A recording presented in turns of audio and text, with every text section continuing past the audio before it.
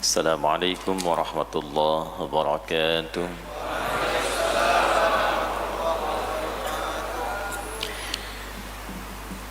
Alhamdulillahilladzi aqsama bis-subhi idza tanaffas. Wassalatu wassalamu ala Rasulillah nabiyyina wa sayyidina Muhammad ibn Abdullah alladzi ub'ida 'anil waswas. Wassalawatullahi alaihi wassalamuhu tam wa ala alihi wa sahbihi ajma'in wa ila dhurriyyatihi wa ummatihi ila yaumil mi'ad alladhi fihi natanaffas wa ba'd. Jemaah sekalian, saudara-saudariku, keluargaku, semoga subuh ini kita diberikan taufik dan rahmat Allah Subhanahu wa taala, dan semoga awal ibadah kita dalam menunaikan solat subuh berjamaah di Masjid Al-Azhar Jakarta Permai ini diterima oleh Allah Subhanahu wa taala dengan penerimaan terbaik. Dalam subuh tadi dibacakan surat Luqman di penghujungnya sampai akhir ayat, di ayat ke-34. Kesimpulan cepatnya, ada 3 poin pokok yang penting kita dalami. Yang pertama, jangan sampai kita memiliki sifat tidak konsisten dalam bersyukur. Jika punya masalah, doanya banyak.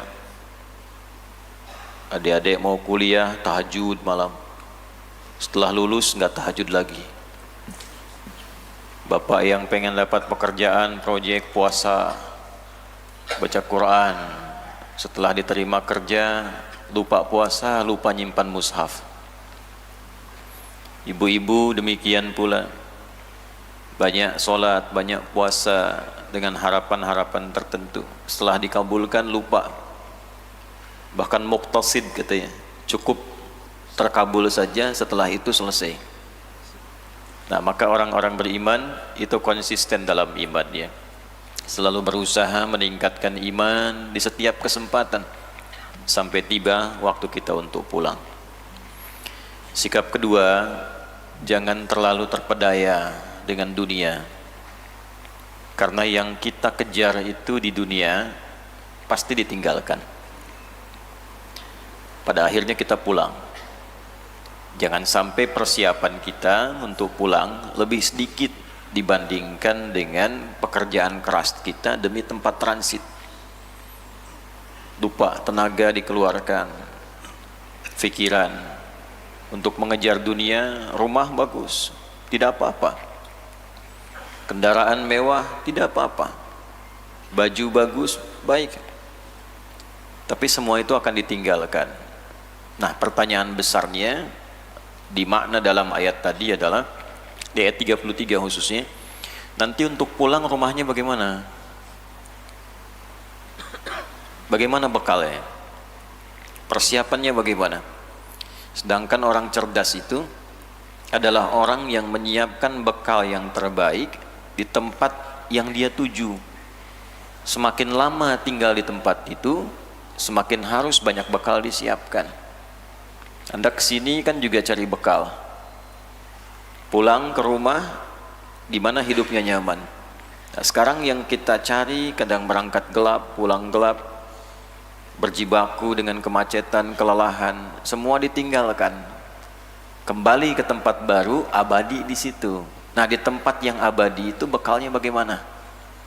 Nah, tidak harus meninggalkan dunia, karena konsep dalam Islam itu seimbang. Ya, wala tansa nasibaka minad dunya wabtaghi fima atakallahu daral akhirah wala tansa nasibaka minad dunya. Silahkan akhirat dulu, karena itu tempat pulang kita. Siapkan, ada 8 tingkatan surga, diekspresikan nanti dalam 8 bagian kita sujud itu. Nah, untuk surga itu pilih, punya cita-cita dari sekarang, mau surga yang mana? Wasari'u ila maghfiratin min rabbikum wa jannah. Ya, harus punya cita-cita, bersegera untuk bersih diri kita ini, lalu berharaplah nanti ke surga dari sekarang disiapkan. Mau surga yang mana? Nah, tekuni amalannya. Kalau ingin surga Firdaus, amalannya apa itu? Jadi apapun tekuni itu. Silahkan, mau dagang di kantor, di TNI, di Polri, di birokrasi, silahkan. Tapi bersamaan dengan itu, alladzina hum fi salatihim khashi'un, berusaha salatnya khusyuk, lizakati fa'ilun, bisa beramal dengan harta, anil lagwi mu'ridun, meninggalkan yang tak perlu, ya. Nah, itu disiapkan. Nanti ketika meninggal selesai, bekal kita pun selesai. Nah, yang terakhir harus paham tentang 5 hak prerogatif Allah yang tidak melibatkan makhluknya sedikit pun, termasuk malaikat. Nah, 5 ini ketentuan Allah pasti ini. Ya, innallaha 'indahu 'ilmus sa'ah. Yang pertama tentang kiamat, kapan terjadi sampai waktu presisinya. Detiknya, menitnya, jamnya. Nah, itu kenapa menggunakan sa'ah? Di sa'ah itu kan ada jam menunjuk kepada, ya, bagian menitnya, ada detiknya, digital juga begitu tuh. Ya kan? Nah, itu hanya Allah yang Maha mengetahui. Allah. Jadi kalau ada isu-isu tentang kiamat, Allah, abaikan saja itu. Ya. Nah, pertanyaannya, persiapan kita kalau itu terjadi apa? Minimal kiamat kecil, kematian. Karena kalau kiamat besar, orang beriman itu diwafatkan semua, tidak mengalami kiamat besar, wafat semua. Nah, kiamat kecilnya aja, kiamat kecil itu kematian kita. Nah, jadi jangan bertanya kapan wafat, tanyakan persiapan kalau wafat bagaimana, ya. La'alla sa'ata taqumu qariba, bagaimana kalau itu lebih dekat dari apa yang kita kira. Wa yunazzilul ghaith, mengatur kepastian cuaca, ya, minimal tentang turunnya hujan itu. Jadi tidak ada manusia bisa menentukan kepastian cuaca, yang ada perakiraan cuaca, kepastiannya tidak. Saya dari Bandung kemarin, Cimahinya panas betul, seperti di Arab panasnya tuh, uapnya itu kan kurang terasa. Tapi begitu ke kota Bandung, dingin, AC dimatikan, dinginnya lebih dari AC, ya, yang tinggal banyak asep gitu, yang dingin AC. Nah, itu tentang cuaca. Wa ya'lamu ma fil arham, dan segala yang terjadi dalam rahim, perkara qada, qadar, keadaan dan sebagainya. Kemudian wa ma tadri nafsum madza taksibu ghada, apa yang akan terjadi kemudian, 1 menit kemudian, 2 menit kemudian, 1 detik kemudian, apalagi besok, apalagi sampai nanti. Allah yang menentukan. Malaikat pun tidak punya peran, apalagi jin, apalagi dukun. Nah, kemudian yang terakhir, wa ma tadri nafsum bi ayyi ardin tamut. Tidak bisa kita kemudian menentukan di mana kita akan wafat. Berharap-harap wafat di tanah suci, ternyata meninggal di Tanah Abang, ya, bisa terjadi, ya. Nah, pada yang 5 ini, disitulah fungsi doa diperbanyak. Ikhtiar dengan apa yang kita kerjakan, tapi tawakal diperbanyak pada yang 5 ini, diisi dengan doa. Ya, ibu tidak tahu yang dikandung itu bagaimana masa depannya, qadarnya seperti apa, doa. Maka muncul ayat-ayat doa tentang keadaan dalam rahim.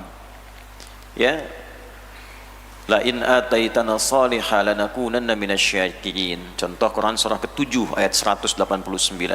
Falamma taghasyaha hamalat hamlan khafifa famarrat bi. Tatkala seorang ibu mengandung kandungan ringan, berangsur sampai kandungan itu berat menjelang kelahiran. Falamma athqalat da'awallaha rabbahuma la in ataitana salihah lanakunanna minasyakirin. Ketika semakin berat kandungan, roh sudah ditiupkan, usia 4 bulan itu sudah menyatu.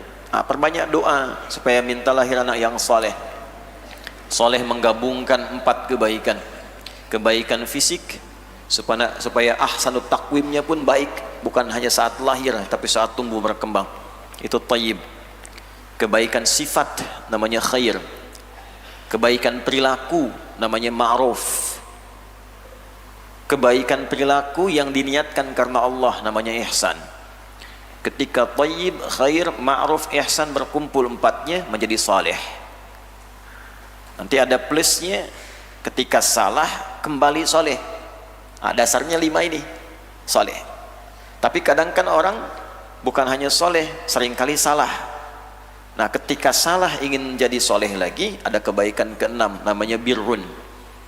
Birrun, ya. Jadi begitu kita ingin jadi baik, tidak baiknya dibuang, salahnya dibuang, kembali soleh. Sehingga sifat birrun itu melekat pada diri kita, mengembalikan fungsi tubuh jadi baik. Maka ketika melekat pada tubuh namanya mabrur. Nah, kenapa orang haji sifatnya disebut mabrur? Karena haji yang berhasil itu haji yang merubah perilaku orang tersebut dari sebelum haji, setelah haji menjadi lebih baik. Kalau dipertahankan kebaikan setelah haji itu sampai dia meninggal, maka surga menantinya. Karena selesai dosanya, salahnya dibuang, baiknya dipertahankan. Itu yang dimaksud laisa lahul jaza illal jannah. Nah, sebelum itu dilakukan, kita harus perdalam banyak ilmu. Supaya menikmati Islam itu dengan ilmu. Kalau ilmunya kita dapatkan dengan baik, maka insya Allah berislamnya pun akan nikmat, akan baik, dan insya Allah tenang dan damai kehidupan kita sampai pulang. Nah, untuk belajar ilmu itu, diantara ilmu tertingginya ada adab. Para ulama merangkum adab itu dalam kitab-kitab mereka, dan hari ini kita tampilkan dan melanjutkan kajian kita insyaallah dalam kitab Adabul Alim wal Muta'allim karya Hadratus Syekh Muhammad Hashim bin Asy'ari. Kita bermohon pada Allah Subhanahu wa taala semoga apa yang akan kita pelajari menambah cahaya untuk beliau di alam kuburnya, memberkahi keluarga beliau, dan menyertakan kita dalam kebaikan-kebaikan itu. Halaman 25 melanjutkan dari pertemuan lalu. Bagi yang sudah ada kitabnya bisa langsung tersambung, yang belum bisa menyimak ya. Bismillahirrahmanirrahim.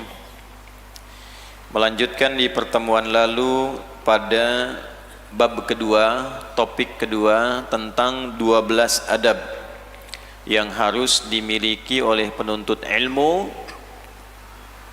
dan dikuatkan pada dirinya sebelum ia menjalani perjalanan intelektualnya. Istilah kerennya begitu. Hadirkan dulu 12 sifat ini, tulis satu-satu, checklist ya. Yang satu sudah selesai, memperbaiki niat, mensucikan niat, checklist, sudah bersih belum niatnya ya. Yang kedua, membenarkan niat. Saya sudah terangkan dulu antara suci dan benar bedanya apa. Nah, yang ketiga, ini yang akan kita bahas. Setiap kita bahas, tulis 1, 2, nanti checklist. Dalam sebulan kan kita ketemu insya Allah sebulan sekali. Coba praktekkan dalam sebulan, bukan hanya di kajian ini, kajian ustadz-ustadz lain. Niatnya sudah bersih belum? Ya kan? Sudah lillah belum? Ada yang lillah, ada yang lil ustadz, ada yang di sarapan kan ya? Nah, coba di checklist satu-satu itu. Gak apa-apa sambil berlatih. Imam Al-Ghazali dulu awal belajarnya kan juga lidunya itu, lidunya yusibuha, karena ayah meninggal, kemudian kebutuhan makanannya tidak terpenuhi, dititipkan di tempat belajar khusus, yang penting niatnya bisa makan. Nah, setelah berjalan baru sadar, ini kok saya agak lambat dapat ilmunya ini, ya kan? Kan kaidahnya sederhana itu. Waktu Imam Syafi'i mengadukan kurang bagusnya hafalan beliau pada gurunya Imam Waqi', ya, syakautu waqi'an an su'i hifdhi fanasahani an atrukal ma'asi. Aku mengadukan kurang bagusnya hafalanku pada guruku Imam Waqi'. Lalu beliau menasihati aku untuk meninggalkan maksiat. Maksiat bagaimana dikerjakan Imam Syafi'i itu? Ya. Nah, tapi ternyata kecil, ada maksiat fisik ini. Maksiat pikiran, maksiat hati. Ya. Maksiat itu dari kata seakar dengan kata asa, ya. Asa itu asalnya tongkat. Tongkat itu menyangga bagi bagian tubuh yang lemah. Jadi ada yang lemah di hatinya tuh. Kalau semakin lemah, semakin hilang, jadi kriminal. Ya? Nah, kalau sedang lemah, kuatkan lagi. Di antara kelemahan itu apa? Bagian hati, goyangnya niat. Nah, niat itu nanti dipengaruhi oleh dua. satu takwa, yang kedua nafsu fujur. Wa nafsin wa ma sawaha fa alhamaha fujuraha wa taqwaha. Asy-Syams ya, ayat 7 sampai 10. Nanti mana yang dominan? Kalau takwanya dominan, niatnya bagus. Nah, karena itu ibadah melatih kita meningkatkan takwa supaya niatnya bagus. Nah, itulah sebabnya kenapa dalam setiap ibadah ada niat, untuk membedakan ibadah dengan rutinitas, lalu melatih takwa ini supaya muncul. Nah, itu diantara tujuannya. Karena itu sering kita temukan dalam ibadah itu ada iman, ada takwa, ada ibadah. Misal takwa pertama Al-Baqarah ayat 2, imannya ayat 3 plus ibadahnya. Dzalikal kitabu la raiba fi hudal lil muttaqin. Siapa muttaqin orang takwa itu? Ayat 3, alladzina yu'minuna bil ghaibi, ibadahnya wa yuqimunas shalah. Puasa, ya ayyuhalladzina amanu, ibadahnya kutiba alaikumus siyam kama kutiba alal ladzina min qablikum, takwanya la'allakum tattaqun. Haji, al-hajju ashhurum ma'lumat, ibadahnya faman farada fihinnal hajja fala rafatha wala fusuqa wala jidala fil hajj wa ma taf'alu min khairi ya'lamuhu Allah wa tazawwadu fa inna khairaz zadit taqwa. Ketemu tuh. Nah, makanya di situ dicek mana yang dominan. Kalau dominan yang fujurnya, nanti terganggu takwanya. Nah, kalau takwa itu terganggu, cahaya ilmu tidak masuk ke dalam jiwa. Ilmu tertinggi itu ya Bapak Ibu, nanti tolong dicek anaknya juga yang belajar, masuknya ke sini, ke qalbu. Ya. Jadi ilmu itu nanti ada yang masuk baru di lisan di sini. Ya. Biasanya tembus. Nah, ini kuping kanan keluar kiri itu. Terus banyak bicara tapi isinya kosong. Ya, tong kosong nyaring bunyinya gitu. Nah, itu banyak sekali. Ya. Kemudian yang kedua masuknya hanya ke sini. Jadi pandai berdebat. Ya.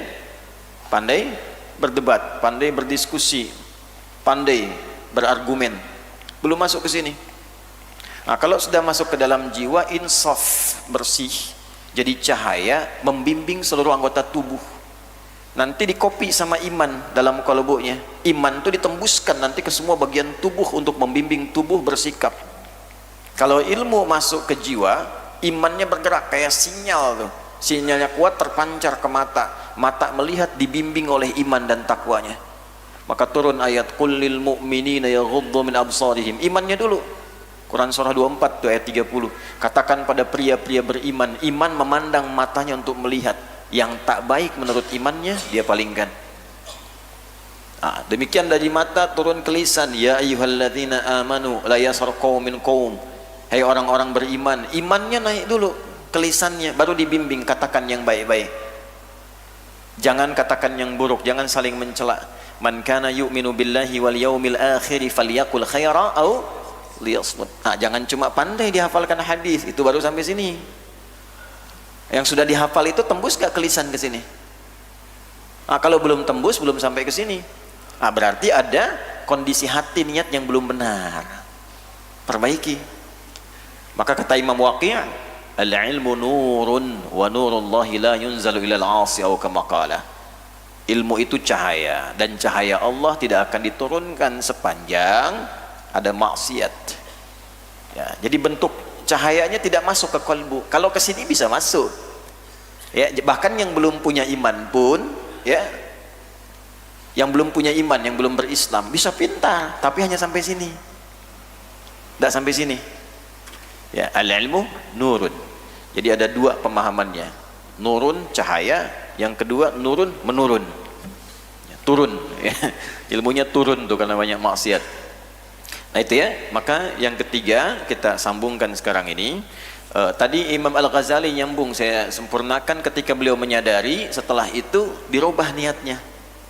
Betul-betul ingin belajar. Itulah perubahan drastis dalam perjalanan intelektual beliau yang merubah beliau menjadi kemudian lebih baik setelah itu dan jadi hujjatul Islam. Ats-tsalitsu, qala al-muallif rahimahullahu taala, menyampaikan pengarang kitab ini, semoga Allah memberikan selalu tambahan rahmat kepada beliau. Ats-tsalitsu, yang ketiga, an yubadira bitahsilil ilmi syababahu wa awqata amrihi. Hendaklah penuntut ilmu itu selalu berupaya menyegerakan diri untuk mengumpulkan pengetahuan, syababahu khususnya di waktu mudanya, wa awqata umrihi ataupun memanfaatkan sisa-sisa usianya. Ini paham ini supaya tidak salah kesimpulan, saya sudah tak muda lagi nih ya. Masih ada sisa usia kan. Ini menunjukkan bahwa menambah pengetahuan tanpa batas. Ya, sahabat Nabi kan banyak yang sepuh-sepuh, Pak. Ini yang senior-senior, coba keluarkan tuh sahabat-sahabat Nabi yang senior, bagaimana semangat mereka mengumpulkan ilmu. Apalagi yang muda-muda. Baik ya? Jadi kalau kita ingin maksimal kan di bab itu gini, di bab ilmu itu. Misal ada ilmu, ada adab, ada sirah. Ya? Jadi Anda mau belajar apa nih? Di posisi apa? Misal ini ada anak-anak yang muda nih, belajarnya mau apa? Keluarkan bab ilmunya. Untuk mendapatkan ilmu itu adabnya bagaimana? Lalu contoh sahabat Nabi di usia seperti Anda yang belajar untuk mendapatkan ilmu seperti itu. Dilihat sampai kebiasaan mereka juga, sholatnya bagaimana, ikhtiar mendapat ilmunya bagaimana. Demikian sesuai dengan perkembangan usia itu sampai ke atasnya. Nah, hanya kenapa didahulukan syabab? Ada dua di sini. Ya, satu karena Syekh Muhammad bin Hashim ini ahli hadis, mendahulukan lafaz dalam hadis. Yang kedua nanti makna, ya, dari makna hadis itu. Nah, hadisnya di sini tidak tercantum karena cukup kalau menulis itu dicukupkan pada makna, boleh dilakukan. Tapi untuk menguatkan kita yang belajar, kita cantumkan hadisnya. Nanti silahkan dicari satu di Mustadraknya Al-Hakim An-Naisaburi. Ya, Imam Al-Hakim An-Naisaburi punya kitab Al-Mustadrak. Mustadrak itu yang disusulkan. Imam Al-Bukhari menulis kitab Jami' As-Sahih. Beliau meninggal, lalu dirapikan lagi, dan yang belum dikumpulkan oleh Imam Al-Bukhari sesuai syarat-syaratnya itu datang muridnya Imam Muslim, ditambahkan di kitabnya Sahih Muslim. Imam Muslim kan meninggal juga, nggak semua bisa terkumpulkan kan. Bagaimana mengumpulkan lagi hadis-hadis yang lain yang belum dicantumkan Imam Al-Bukhari, belum dimasukkan oleh Imam Muslim, tapi sesuai syarat keduanya. Mereka bikin syarat yang ketat supaya terpastikan sahih itu, ya kan? Maka datanglah kemudian Imam Hakim Naisaburi dari Naisapur, melihat syarat-syarat itu, berdasarkan syarat itu dikumpulkanlah hadis-hadis, disusulkan pada keduanya. Bahasa Arabnya disusulkan, namanya Mustadrak. Maka kitabnya diberi nama Al-Mustadrak. Nomor hadis 7846, 7846. Dalam kitab Syu'abul Iman karya Imam Al-Baihaqi. Imam Al-Baihaqi diantaranya punya kitab Syu'abul Iman. Nomor hadis 10248. Ya, 10248. Rawinya nanti tersambung kepada sahabat junior. Ini ada adik-adik yang kecil-kecil tuh, ya. Ada anak kecil, saking kecilnya belum remaja dia, ya. Itu dibawa, ditempatkan oleh bapaknya. Bapaknya itu radhiyallahu ta'ala anhu, beliau pedagang, sibuk. Tapi dalam kesibukannya beliau masih sempat di waktu-waktu senggang seperti kita akhir pekan ini ngaji. Sehingga nanti Nabi wafat itu, beliau juga itu dalam keadaan sudah bisa menghafal 200 hadis. Paman Nabi namanya Sayyidina Abbas radhiyallahu ta'ala anhu. Paman Nabi, pedagang, kaya, sibuk, masih bisa ngaji, hafal 200 hadis.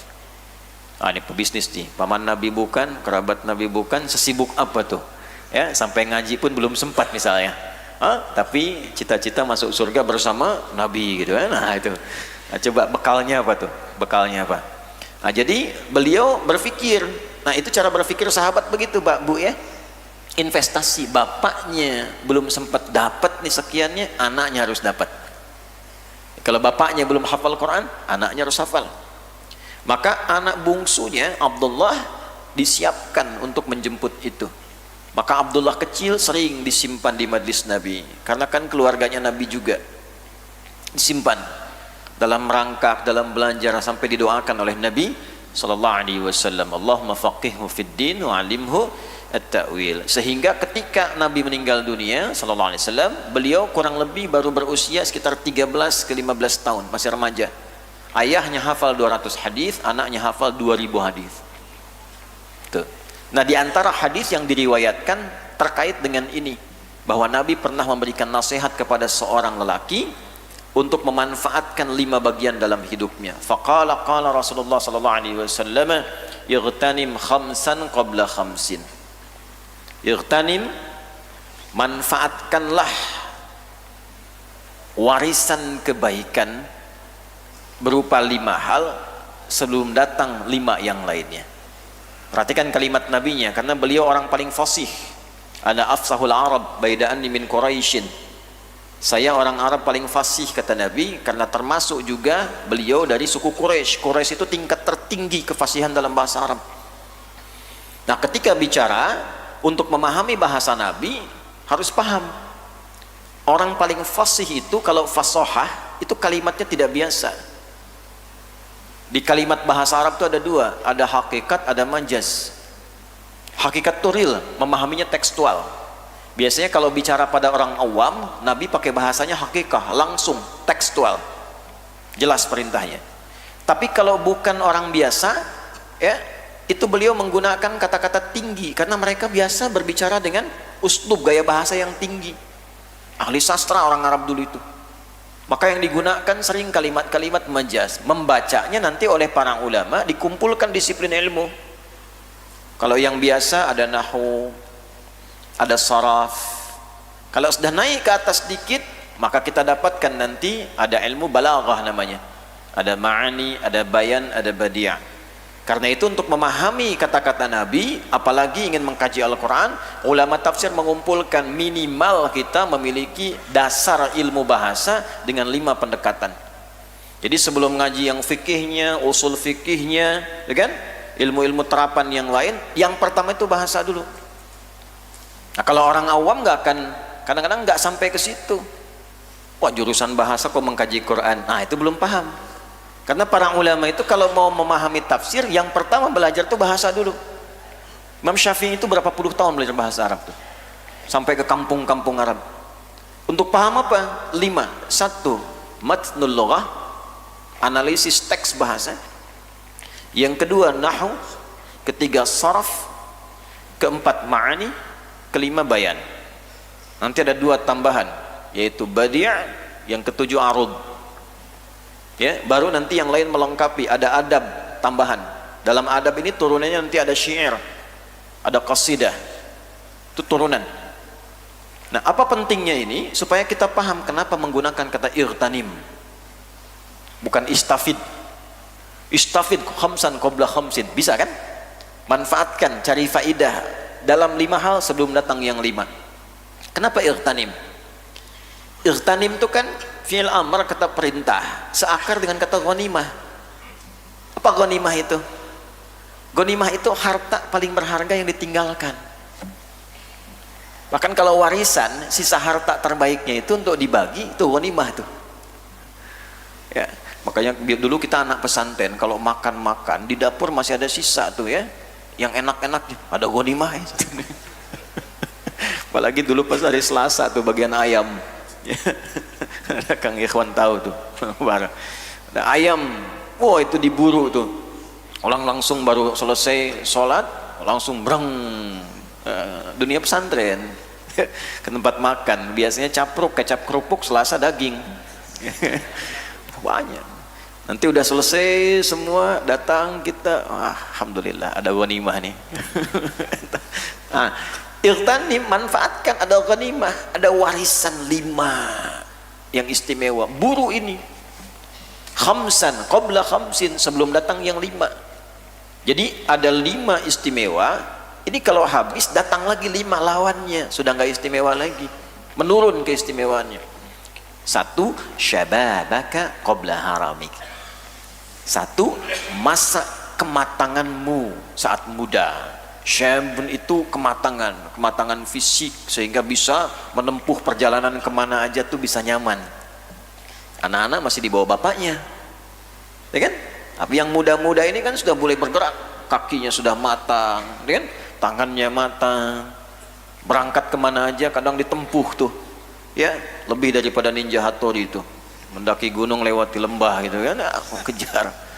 Syabab, nah itu menggunakan kata syab, ya, syabab, syubbanul yaum rijalul ghad, ya, pemuda yang sekarang pemimpin masa depan. Tapi kapan menjadi pemuda yang baik itu? Manfaatkan kekuatan saat muda itu, ya. Kemudian semangat berpikir, ya, semangat berpikir, mumpung masih ada semangat yang kencang, kuat. Nah, pakai itu untuk menjemput kebaikan.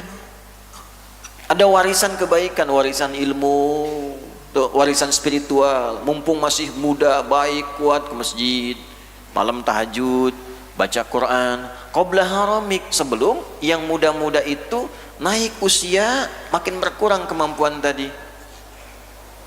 Sudah semakin sepuh misalnya kan, pasti berkurang. Saya aja kemarin olahraga merasa berkurang. Oh, ternyata sudah lebih 40 tahun nih. Nah, sebelumnya semangat terus kan, semangat. Main bola ikut, tuh kan? Main ini ikut. Setelah itu pelan-pelan, oh terasa ini. Ya kan? Nah, tapi dimanfaatkan itu. Olahraga itu bukan menikmati olahraganya, menggerakkan tubuh supaya bisa dipakai ibadah. Oh, masa main bola bisa, untuk ibadah nggak bisa? Ya kan? Nah, itu yang kita gunakan qabla haramik tuh, menggunakan kata haram lagi. Haramun. Ya, haramun itu sesuatu yang kemudian mulai menurun tapi mulai mengeras, tapi menjadi tanda. Makanya piramid kenapa disebut ahramat?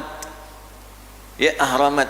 Salah satunya itu dari bawah kan besar tuh, ke atas semakin mengecil.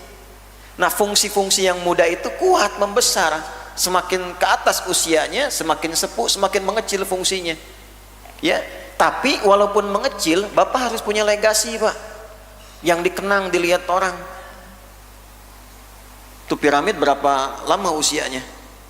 Ya kan? Sampai sekarang orang masih datang kan, kunjungi, lihat. Tapi legasi itu kebaikan atau keburukan? Orang lihat piramida langsung ingat Firaun. Kan? Nah, Firaun itu apa yang disebut kenangannya? Ngaku Tuhan, bunuh orang, gitu kan? Jangan sampai Bapak sudah tua, yang diingat itu keburukannya. Dalam, Pak, maknanya tuh. Kumpulkan kebaikan di masa muda, sehingga di masa tuanya yang disebut orang kenangan baiknya. Yang dicatat malaikat tuh kenangan-kenangan baiknya.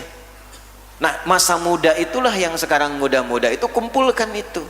Terus, ya, maksimalkan.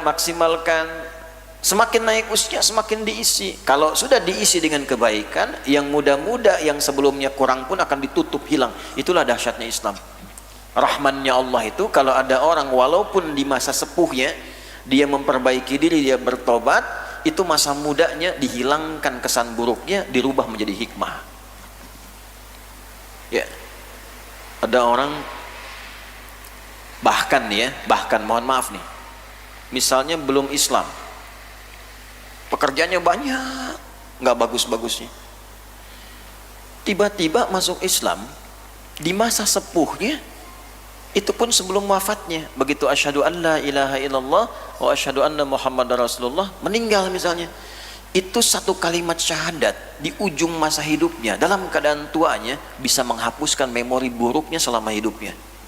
Yang viralnya itu Masya Allah, husnul khotimah, pengen seperti itu dan sebagainya tuh. Betapa beruntungnya dia, orang udah nggak ingat lagi masa lalunya. Itulah dahsyatnya kalau kita manfaatkan betul, karena Allah tuh maha mengetahui tentang kita, yang mencipta kita kok. Maka kalau diberi kesempatan demikian belum berubah, dengan cara apa lagi dirubah? Ayo perbaiki diri, pada akhirnya kan pulang. Pelan-pelan dilihat pakaian sudah baik belum, ya kan? Yuk, malu lah. Yang muda-muda malu, yang sepuh-sepuh baca Quran tuh. Kita sering saksikan di Al-Azhar tuh. Jangan hari Ahad saja, hari-hari biasa tuh. Kadang yang muda sudah keluar kemana, yang sepuh masih nunggu syuruk, ngaji, ya kan? Manfaatkan dengan baik. Keluar. Oh, jangan sampai yang nggak dihisab dituntun, anak sendiri nggak dituntun. Oh, ada hewan diajak keluar sebelum subuh tuh, dituntun tuh. Anak sendiri nggak dibangunin. Ya, syababaka qabla haramik. Ya. Kemudian yang kedua, ini penting nih. Hati-hati ya. Wa ghinaka qabla faqrik.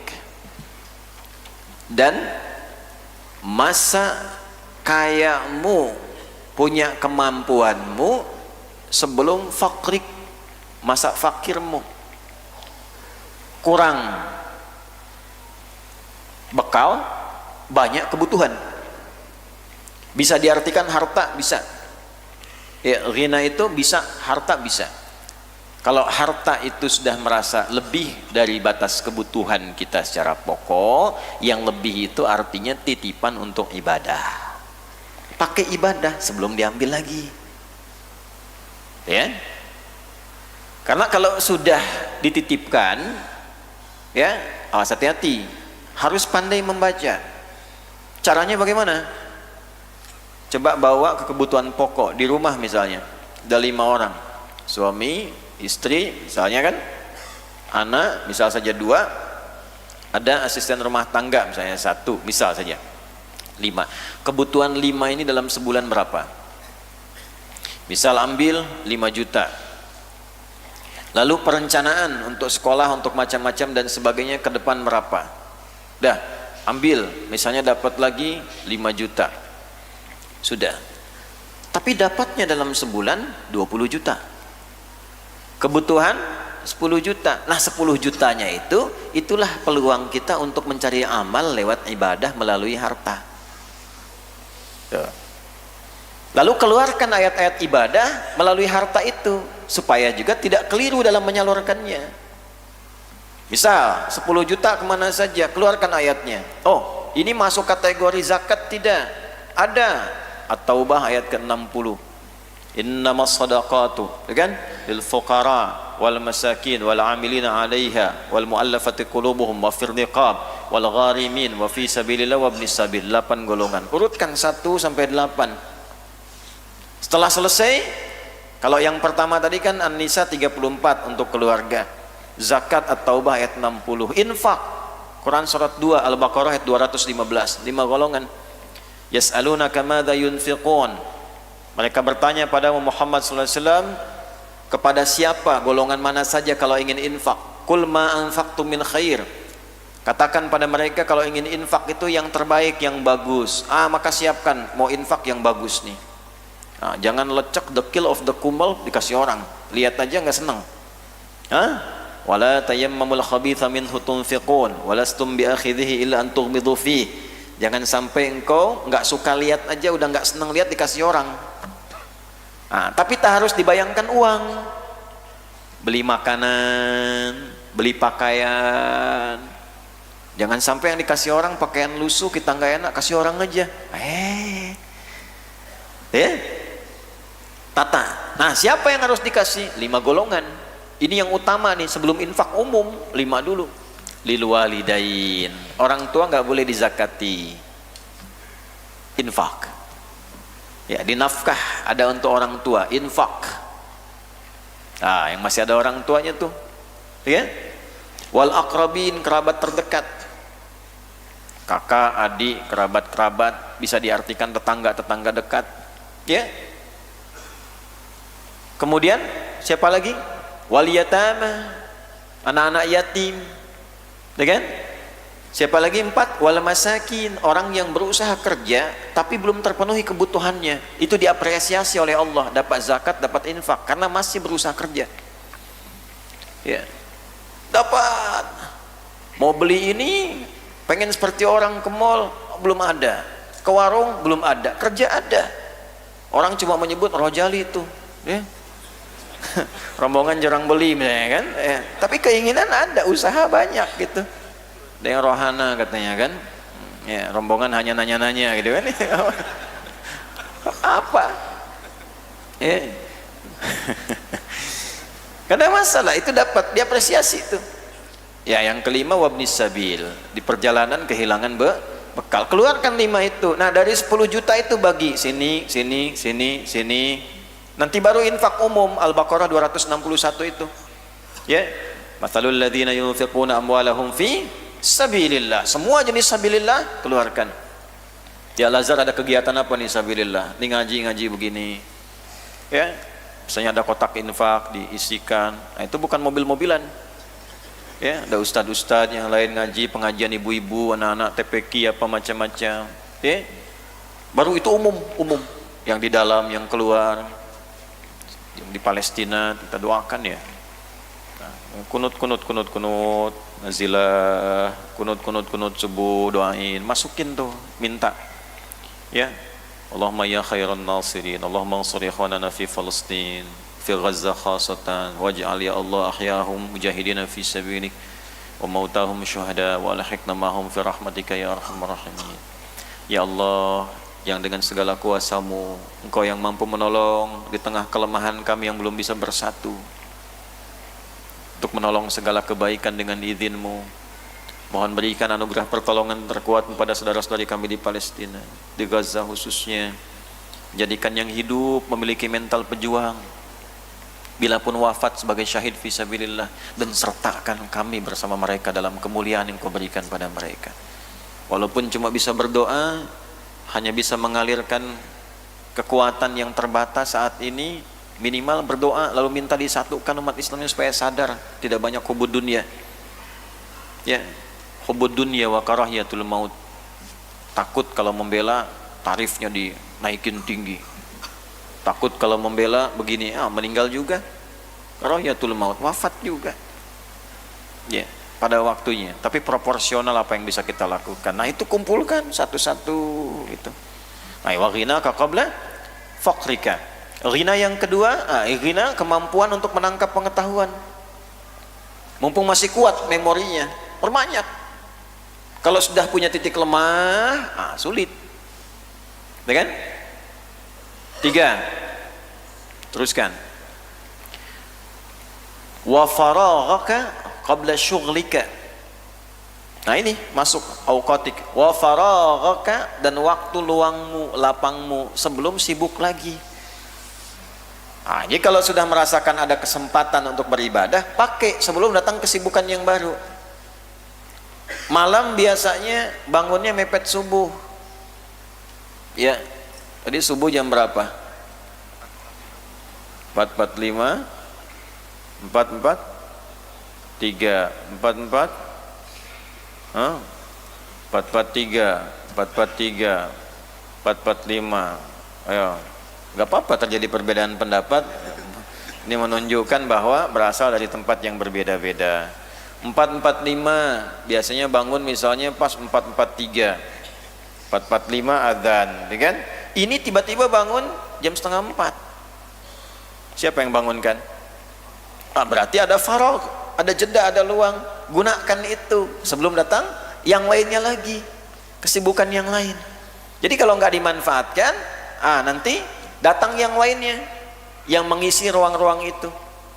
Datang kantuk lagi, tidur lagi, ya kan?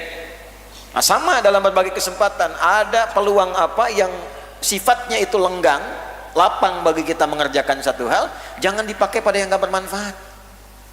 Lamun aja. Ya, madza ta'lamun? Apa yang kau lamunkan? Ya, itu isi, jangan banyak berkhayal, nggak ada manfaatnya. Lebih baik lakukan. Ya, lebih baik apa? Kerjakan. Wah, nanti kalau saya insya Allah hafal Quran nih, saya akan begini. Nah, mumpung sudah punya harapan itu, cepat menghafal. Ya, Jangan salah kesimpulan, di dunia pekerjaan juga begitu. Proyeknya belum dapat sudah dipikirin untungnya. Nanti kalau proyek ini berhasil, Ustadz, wah itu ada bagian nanti insya Allah buat mensejahterakan masjid, buat ini, buat itu. Dibikin rencana distribusi keuntungan. Proyeknya belum dijalani. Nah, udah yang pekerjaan jalani dulu. Sebelum datang kesibukan yang lain nanti. Datang beberapa hal yang lain yang berpengaruh pada kemampuan kita mendapatkan manfaat. Nah, 4. Wasihhataka qabla saqamik. Masa sehatmu sebelum datang masa sakitmu.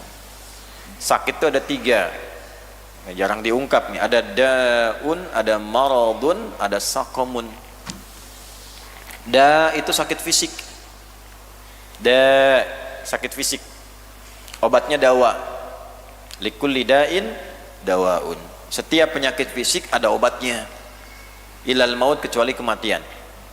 Nah, makanya para dokter ya, nih para dokter yang hadir, nah, itu harus berusaha inovasi terus, kreativitas bangun, riset, perbanyak riset. Kalau ada penyakit ini cari, karena kaidahnya jelas, setiap penyakit fisik ada obatnya. Tapi jangan jahat juga. Apa bentuk jahatnya itu? Meriset sesuatu, menemukan obat untuk memunculkan penyakit. Itu sakit. Sakit itu. Meriset ini, oh ini penawar ini dari penyakit ini. Jadi penyakitnya itu dimunculkan setelah dibuat penawarnya. Supaya apa? Ketika penyakitnya disebar, obatnya cuma ada di sini. Wah, itu dosanya dosa tingkat tinggi itu. Ya, dosa bergunung, dosa berlipat gitu. Ya. Karena dia menyiapkan sesuatu hanya untuk menyebabkan kemafsadatan. Mencari keuntungan dunia itu. Yang sengaja bikin antivirus supaya menyebarkan virusnya. Hati-hati itu. Terus sudah dapat itu disebarkan. Enak aja datang ke tempat negara lain buat diuji-uji. Di tempat dia sendiri nggak pernah diuji. Datang ke negara-negara yang fakir, yang berkembang, ke Afrika, ke sini, diuji-uji. Di tempat dia nggak pernah diuji. Di tempat orang diujinya.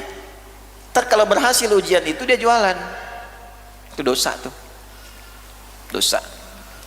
Nah, saya kalau ini ketat karena ini mohon maaf ya, kemaslahatan banyak. Nah, farmasi-farmasi jangan begitu juga. Dokter-dokter tuh hati-hati. Di hadapan Allah bertanggung jawab loh. Karena itu profesi dokter itu masuk dalam 1 pada 5 maqasid syariah. Hifdun nafsi, menjaga jiwa, menjaga fisik. Menyalahi itu bahaya itu. Kalau yang muslim-muslim ya, hati-hati yang muslim-muslim ini. Ya. Jangan sampai nanti, ya nggak apa-apa farmasi membuat obat-obat bagus, nggak apa-apa. Tapi jangan sampai dibikin supaya untung, ya memperberat pasien. Hati-hati. Hanya dengan kompensasi, keluar Stadium General, dikasih ini, kasih itu, balik. Ya, supaya tidak langsung transfer tuh dikasih keluar, kasih oleh-oleh macam-macam. Tapi jaminannya apa? Obatnya harus diresepin terus. Padahal bisa yang murah-murah pakai itu. Padahal bisa yang langsung sembuh, dikasih ketergantungan, dosa banyak itu. Karena yang harusnya sehat dibikin sakam, dibikin sakit, bahaya, nggak boleh. Yang muslim. Ya, karena itu dihisab di hadapan Allah Subhanahu wa Ta'ala. Karena kerja kita pakai iman, imannya aktif. Kecuali imannya tidak aktif, kerjanya pakai pikiran. Selanjutnya apa? Ada marad. Marad itu umumnya penyakit di hati di sini. Tadi fisik, yang kedua apa? Di hati, di jiwa. Fi qulubihim marad. Bukan fi qulubihim fi qulubihim marad. Penyakitnya hati. Iri, nggak ada iri mata kan? Irinya iri hati. Ria, sum'ah, pengen banyak didengar. Itu penyakit hati. Nifaq, penyakit hati. Nah, ini lebih berbahaya dibandingkan penyakit fisik. Kalau penyakit fisik belum tentu tembus ke hati. Sakit, jiwanya sehat, masih mau sholat, baca Quran, masih jujur. Kalau ini sakit, tembus semua ke sini keluar. Rianya di sini, tapi pamernya di sini. Ya, pamernya di sini. Pamernya di sini, status bikin. Ya.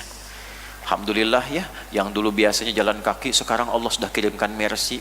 Hati gitu. Itu kecil-kecil penyakit. Kalau ada penyakit naktah sauda di hadis Muslim, tutup. Nah, cahaya itu ketika mau dipantulkan ketutup begini nih. Ya, tuh. Mau diminum susah. Dimasukin apapun susah karena ketutup. Nah, ini yang nutup, ini penyakit hati, ini bahaya. Bahaya, apalagi nifak, paling tertinggi nifak. Ya, orangnya munafik. Nah, kalau nifak itu sudah bahaya. Munafik itu penyakit paling parah. Kalaupun ibadah, ibadahnya untuk memenuhi nifaknya. Gitu. Jadi bukan memenuhi kebutuhan jiwanya, memenuhi kebutuhan nafsunya, penyakitnya itu. Ya, karena itu di Quran surat 4 ayat 142 itu kan. Ya, innal munafiqina yukhadi'unallaha fa huwa khadi'uhum wa idza qamu ila sholati qamu kusala. Sudah kusala yuraunan nas wala yadhkurunallaha illa qalila. Jadi Anda bayangkan, ibadah pun dipakai motif untuk mencitrakan keadaan hatinya yang tak baik. Ibadah dibawa ke urusan dunia. Ya, bahasa kitanya pencitraan lah sekarang itu kan, bawa. Tapi bahasa Qurannya apa? Dia menipu dirinya sendiri. Jadi ibadah pun jadi beban untuknya. Kalaupun harus ibadah, itu dilakukan untuk memenuhi kebutuhan nafsunya saja. Bahkan yang paling parah nanti, keyakinannya pun dipertaruhkan untuk memenuhi hasrat nafsunya. Mengaku Islam tapi masih menjelek-jelekan orang Islam, mengolok-olok isi Al-Quran. Nah, itu biasanya yang seperti itu, jaminan Qurannya masuk neraka duluan bahkan dibanding orang kafir. Duluan itu ada di An-Nisa ayat 140, Quran surat 4 ayat 140. Wa qad nazzala 'alaikum fil kitabi an idza sami'tum ayatillahi yukfaru biha wa yustahza'u biha fala taqudu ma'ahum hatta yakhudu fi haditsin ghairi innakum idzam mithluhum innallaha jami'ul munafiqina wal kafirina fi jahannam jami'a. Telah tetap ketentuan dalam Al-Quran, kalau ada orang mengingkari isi Quran atau mengolok-olok perilaku beragama. Ini ayat berbicara tentang sifat nifak. Yang bahayanya, nifak itu berlaku pada siapa? Kadang orang yang mengaku Islam sendiri. Makanya kalau ada orang mengaku Muslim, gelar apapun, dia berbicara tentang ayat tapi dibelok-belokin atau mengolok-olok pada syariat yang sudah benar. Perempuan ngolok-ngolok jilbab, ke laki-laki ngolok-ngolok macam-macam, atau ayat diputar-putar, dipotong-potong sesuai selera. Hebatnya gini, hebatnya Quran, perhatikan baik-baik ya. Fala taqudu ma'hum. Quran katakan jangan celak mereka. Itu indahnya Quran itu, akhlaknya luar biasa. Saya cari-cari kenapa kalimatnya tidak mencela. Oh, karena memang kaidahnya begitu, jangan mencela yang sudah tercela. Buang-buang kosakata, buang-buang energi. Ya. Dan yang kedua, orang nifak itu sudah kebal celaan. Karena memang mereka disiapkan untuk dicela. Makanya kalaupun tampil di TV, kalau dia misalnya tampil dimanapun, kalau dicela dia senang itu. Ya. Menaikkan follower, menaikkan viewers itu. Karena memang disiapkan untuk dicela. Makanya jangan mencela yang sudah tercela. Gampangnya apa? Fala taqudu ma'hum. Jangan disertai programnya. Udah tinggalin aja, cuekin aja. Nanti kalau dicuekin, nggak disaksikan, ratingnya turun, nggak dipanggil lagi. Kalau ngisi acara nggak usah datang, jangan diikutin. Innakum idzam mithluhum. Kalau dipaksakan ikut nanti ke bawah-bawah. Minimal kita merasa dia benar. Kenapa? Selain dipersiapkan kuat untuk dicela, dilatih retorika supaya pandai mengemas kata. Ditemukan di mana itu? Di Al-Baqarah ayat berapa? 204. Sampai berapa? 206. Wa minan nasi may yu'jibuka qawluhu fil hayatid dunya wa yushhidullaha ala ma fi qalbihi wa huwa aladul khisam. Anda akan temukan nanti orang yang pandai retorika. Kata-katanya menarik. Gitu. Bahkan kadang bawa-bawa nama Allah, bawa-bawa ayat, tapi ada racun dalam hatinya. Itu musuh yang paling berbahaya. Bahaya itu. Ya, itu enggak hitam putih lagi, abu-abu, ada racunnya, Bu. Jadi kata-katanya seperti madu, Bu, tapi isinya racun. Ibu pilih tuh, mau di madu apa di racun? Nah, itu bahaya ya, bahaya. Jelas? Nah, jadi itu marad namanya. Nah, obatnya syifa. Kalau tadi obatnya dawa. Kalau sakit fisik ya datang ke dokter. Ada orang sakit fisik datang ke Nabi, ya Rasulullah saya sakit, doain dong supaya sembuh. Ya nggak apa-apa, kata Nabi apa? Idza bilat tabib, pergi ke dokter. Ya, tapi kan kau Rasul. Iya, kesembuhannya dititipkan di tangan para dokter. Nabi doakan, tapi ikhtiarnya jalan. Jelas ya? Nah, kalau sudah dokternya angkat tangan, angkat kaki, angkat pikiran, ya menyimpulkan nih nggak mungkin, nggak bisa, maka pakai skema yang kedua. Ayat Qurannya jelas, ketika semua mengatakan tak mungkin, itu tanda pertama dari Allah supaya tinggalkan manusia, karena Allah ingin langsung memberikan jawaban tanpa perantara siapapun. Di mana ditemukannya? Quran surat 3 Ali Imran ayat berapa? 38 sampai berapa? 39. Contoh kasus Nabi Zakaria dengan siapa? Istrinya.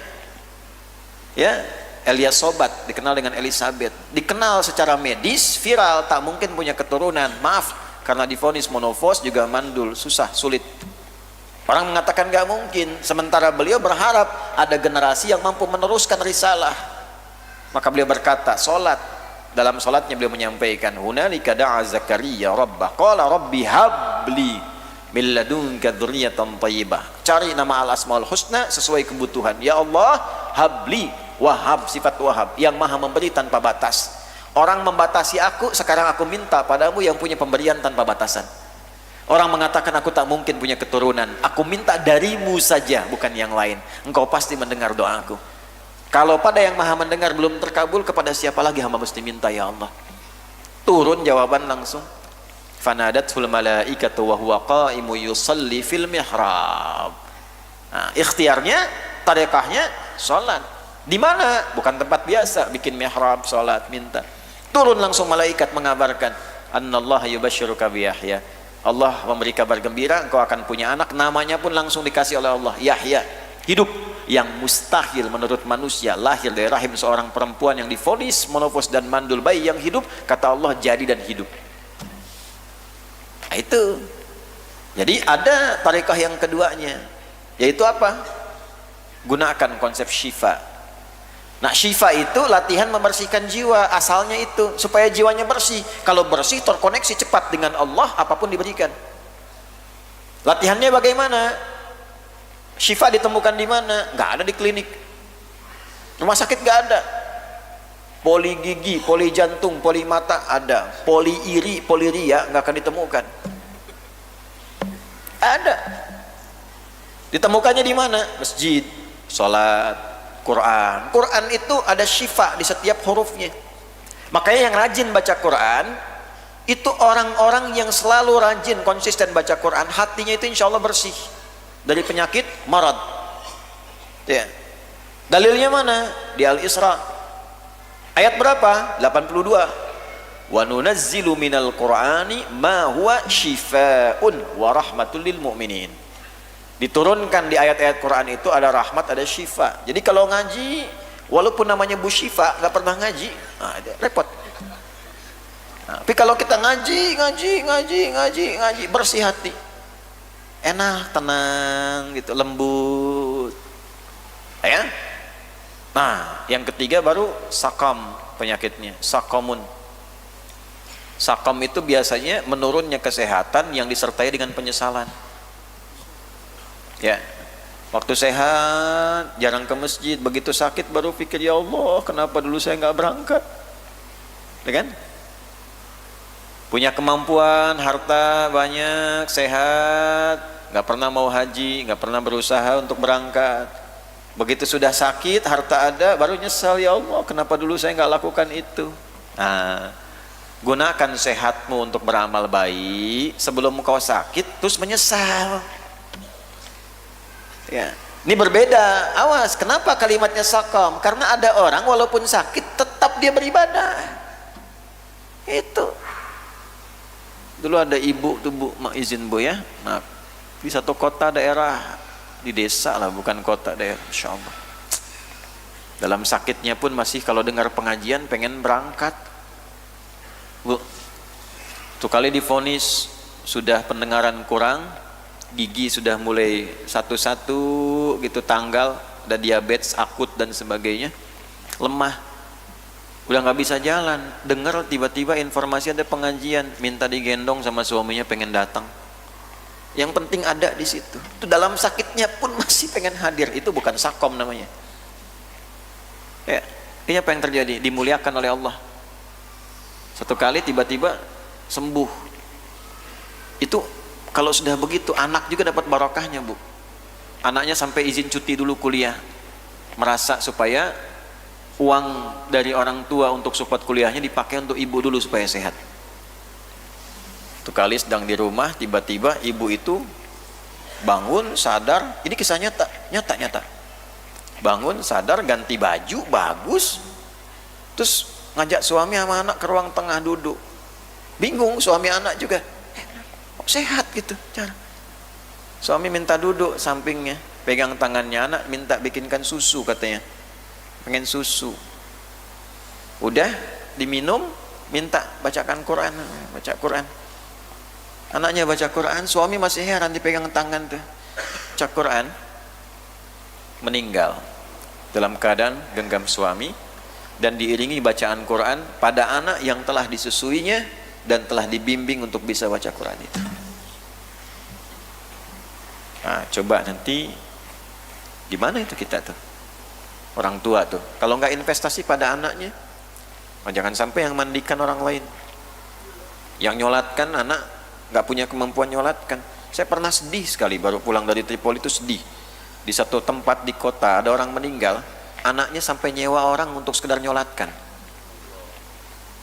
Sayang bapak ibu keluar uang begitu banyak dan sebagainya, tapi lemah. Nah, itu bukan sakom, ya. Nah, jadi gunakan sehat sebelum nanti sakit datang terus menyesal. Nah, itu sakom namanya. Ya, bahwa sakim, ya. Banyak penyesalannya, kayak orang sulit mendapatkan apa yang diharapkan. Yang kelima, wa hayataka qabla mautik, ini umum, hidupmu sebelum wafatmu. Udah, jangan terpedaya dunia, kembali ke ayat tadi tuh. Gak apa-apa dunia, ayo maksimalkan untuk mensupport akhirat, jangan terpedaya,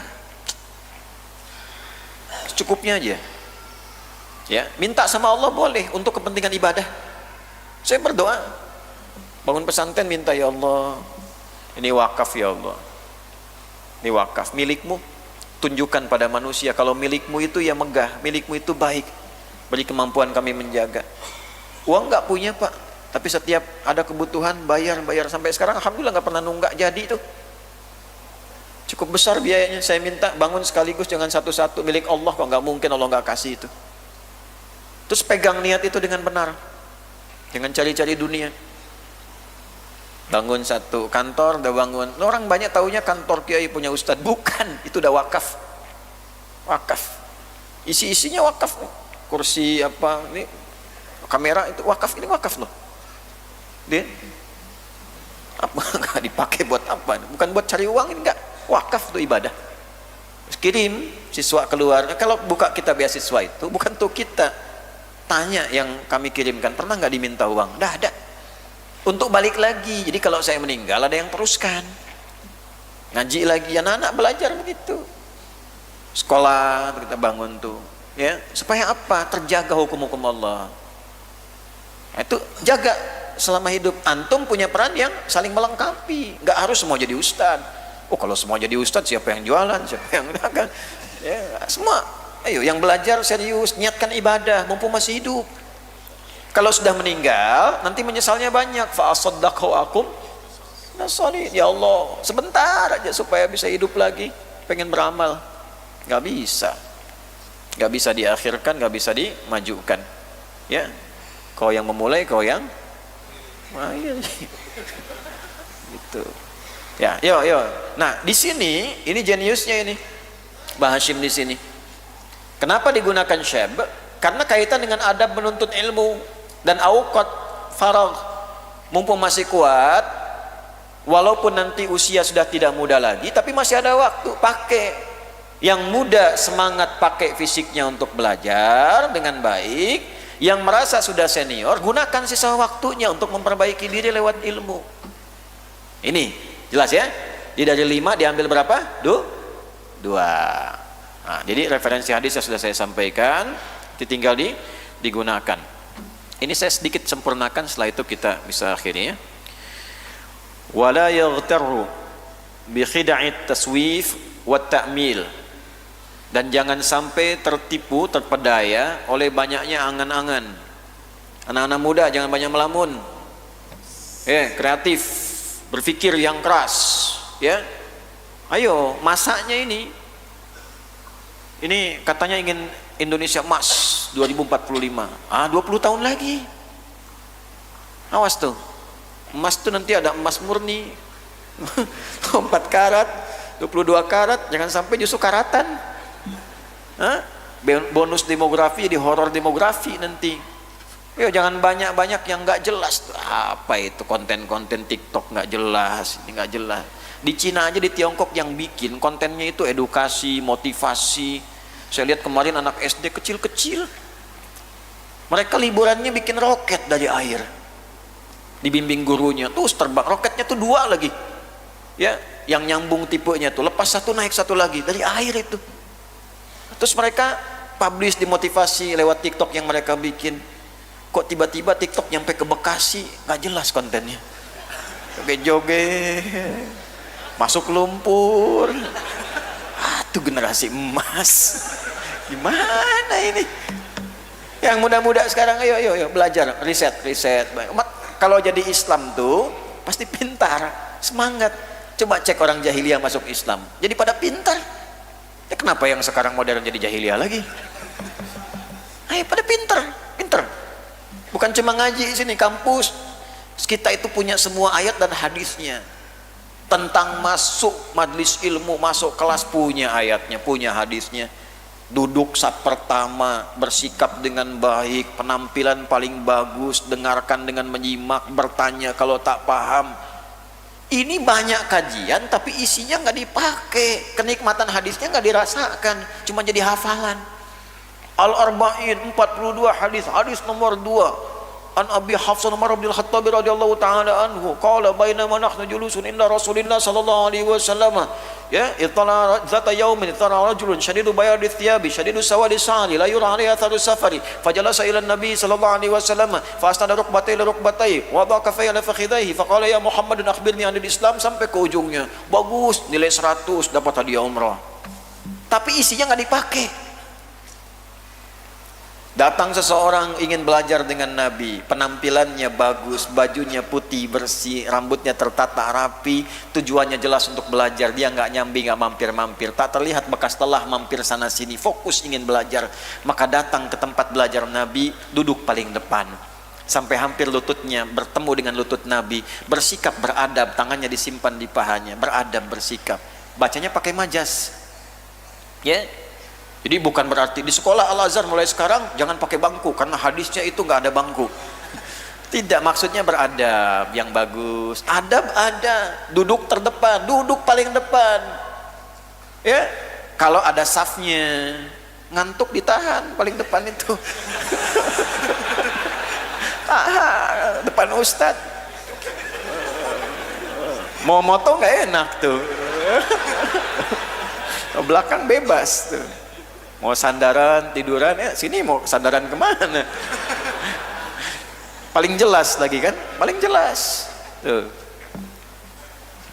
Kan yang lainnya sesuai tempatnya. Kalau sudah dapat di situ, sama-sama fokus.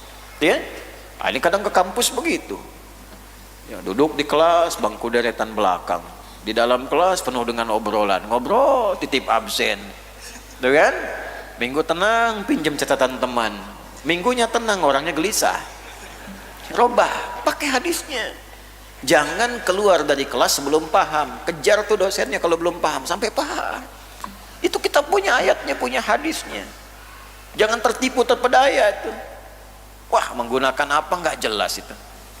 Ya, sekarang zamannya berubah, eranya. Yang mengisinya itu beda. Belajar hadisnya supaya paham situasinya. Ya, yang penting konten, apa aja dipertaruhkan. Apa sudah nggak ada moral hazardnya itu sudah tipis. Ya, jangan banyak melamun. Ya, bapak ibu melamun kalau anaknya nanti satu jadi ini jadi itu, ya sekarang lamunan tuh diturunkan lewat amalan, pakai ilmu. Fa inna kulla sa'atin tamurru min umrihi la badala laha aw la iwadu anha. Harus sadar, setiap waktu yang berlalu dalam kehidupan kita terus berjalan, tidak bisa digantikan, tidak bisa kembali lagi. Nah, yang sekolah-sekolah nanti ujungnya menyesal ketika tidak digunakan dengan baik. Pesantren 6 tahun nggak serius belajar, nanti sudah dewasa pengen pesantren lagi, jadilah pesantren kilat. Hah? Pengen belajar lagi, wah mumpung masih ada, gunakan dengan baik waktunya. Belajar karena nggak bisa diulang. Ada waktu untuk ngaji, nanti pekan depan, padahal sekarang kosong, pekan depan nanti sebelum nyampe meninggal misalnya, atau kajian nggak berlangsung. Ya. Wa in yaqta'a ma qadara alaihi min al-ala'ik asy-syaghilah wal awa'ik al-ma'iga an tamami at-talabi wa badl ijtihadi wa quwwati al-jiddi fi at-tahsil fa innaha qawati'u tariqit ta'allum. Atau nanti ada kesibukan lain selain waktunya berlalu, ada kesibukan-kesibukan lain yang mengisi ruang-ruang kosong itu, sehingga dengan ruang-ruang kosong itu yang tadinya bisa bersungguh-sungguh, kemampuan untuk serius, untuk mencatat, memahami, diisi dengan yang lain. Ketika yang lain masuk, peluang yang baik untuk menuntut ilmu itu tidak didapatkan. Itulah penghalang-penghalang kita mendapatkan jalan-jalan ilmu untuk belajar dengan baik. Nah, jadi yang ketiga ini secara singkatnya adalah bagaimana kita menggunakan peluang sebaik-baiknya untuk mengumpulkan pengetahuan. Caranya bagaimana? Mulai dengan tadi niat sudah suci, sudah bersih, catat Pak, bikin agenda. Dalam sepekan ini ada pengajian di mana saja, yang materinya saya butuhkan, saya tinggal di mana, nih luangnya kapan, sesuaikan waktu dari jauh-jauh hari. Siapkan perangkatnya, siap catatannya. Kalau nanti nggak sempat, misalnya ada rekaman, kaji lagi, dapatkan. Saya sampai sekarang masih belajar Pak, Bu. Boleh tanya sama staf-staf itu, di mobil mesti murojaah, masih murojaah di mobil. Mau kesini murojaah, ini dari sana ke sini murojaah. Nanti ke Tanah Kusir juga insya Allah diisi murojaah, gini, baca kitab. Tafsir saya masih baca. Saya beli kitab-kitab tafsir itu yang ada tafsir apa saja kumpulkan. Nanti satu ayat lihat tafsir ini apa, baca terus. Terus yang umum-umum belajar. Kadang waktu senggang saya ke toko buku, apa buku-buku yang baru yang belum saya punya itu kumpulkan. Itu satu-satu. Kadang belajar, lihat buku matematika, buku fisika, buku kimia, beli, pengen tahu gitu kan, belajar, nggak apa-apa. Ada anak kedokteran pengen belajar, saya bilang boleh belajar, tapi saya minta modul kedokterannya, ajarkan saya itu supaya saya tahu juga. Gunakan waktunya, ya kan? Nah, sama, maksudnya apa? Maksudnya jangan sampai kita mengajar orang kita nggak praktekkan juga. Isi semaksimal mungkin. Nah, itu yang ketiga yang kita bisa bahas di pertemuan hari ini. Masih ada 9 lagi. Kita bersabar, mudah-mudahan diberikan waktu yang cukup oleh Allah Subhanahu wa taala untuk bisa membahas itu dengan cara yang diridhoi oleh Allah Subhanahu wa taala. Sekira itu yang bisa disampaikan. Kami akan bersambung ke Tanah Kusir untuk kajian tafsir.